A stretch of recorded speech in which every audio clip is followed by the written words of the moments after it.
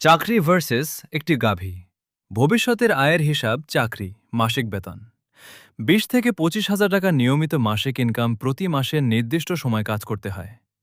বাসা ভাড়া ও খাবার খরচ প্রায় 15 হাজার টাকা। মাস শেষে হাতে থাকে 5 থেকে 10 হাজার টাকা।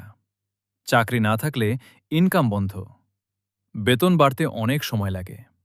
একটি গাভী প্রতিদিন 10 লিটার দুধ, বাজার মূল্য 60 টাকা হলে প্রতিদিন ইনকাম 600 টাকা। প্রতি মাসে দুধ বিক্রি 18 হাজার টাকা। খাবার খরচ প্রতি মাসে 9 হাজার টাকা।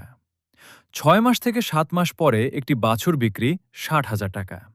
প্রতি বছর বংশবিস্তার হতে থাকবে, ধীরে ধীরে ক্ষীরে খামার বড় হবে এবং সম্পদ তৈরি হবে।